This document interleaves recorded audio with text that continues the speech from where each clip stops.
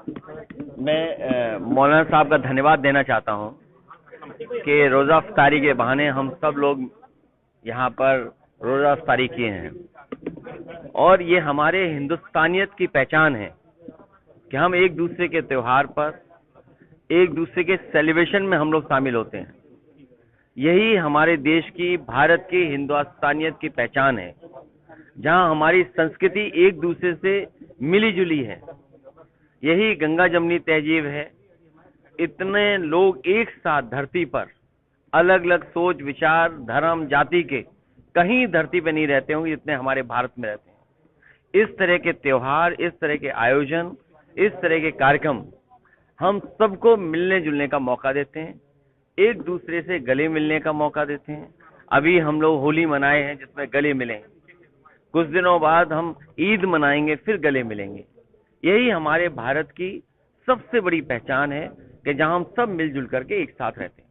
बिहार की जिस तरह से सीएम नीतीश कुमार राज्यसभा जा रहे हैं, जो लोग राजनीति को समझते हैं उन्हें पहले दिन ही पता था कि भारतीय जनता पार्टी क्या कदम उठाएगी, और ये बात पहले भी कही गई थी कि आदरणीय नीतीश कुमार जी को हम सब लोग मिलकर के प्रधानमंत्री बनाना चाहते थे, लेकिन वो अब एज ए मुख्यमंत्री रहे।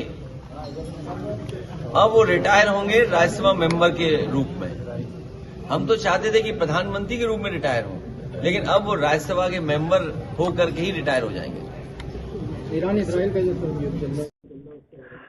युद्ध के पक्ष में हम लोग नहीं हैं। समाजवादी पार्टी कभी युद्ध के पक्ष में नहीं रही है। युद्ध नुकसान करता है, युद्ध जाने लेता है। युद्ध के परिणाम हमेशा दुखदायी होते हैं, दुख पहुंचाते हैं।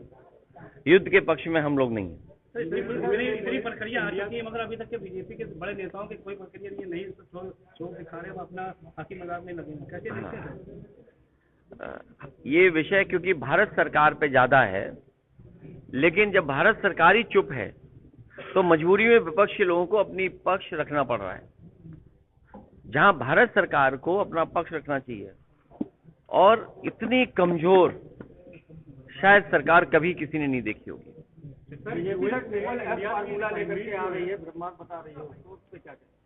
मैंने कहीं पढ़ा ही नहीं ट्रिपल एफ क्या है। ट्रिपल एस सरकार, संगठन और संघ।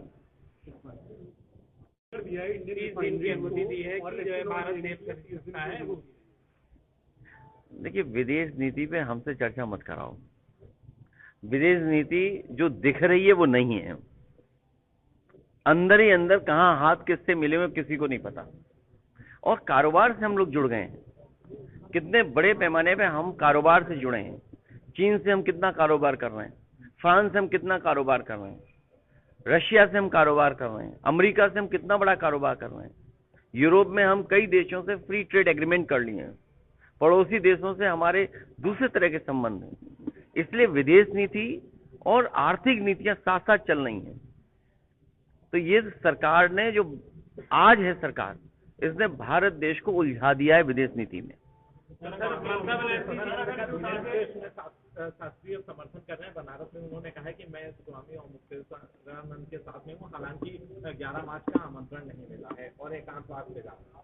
मैं तो देश के सभी साधु संतों से और जितने भी हमारे पूजनीय गुरुजन हैं, जो समय समय पर भारत की संस्कृति को आगे बढ़ाते हैं, वो सभी पूजनीय शंकराचार्य जी का समर्थन करें। क्योंकि आज अगर पूजनीय शंकराचार्य जी के साथ ये व्यवहार हुआ है तो कल किसी के साथ भी हो सकता है। ये सरकार डरा के काम कर रही है।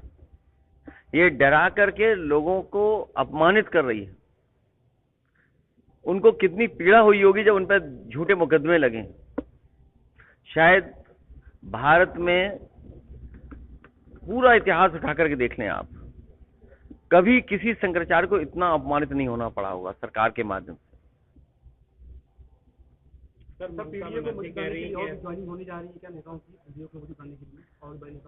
पीडीए परिवार बढ़ता रहेगा।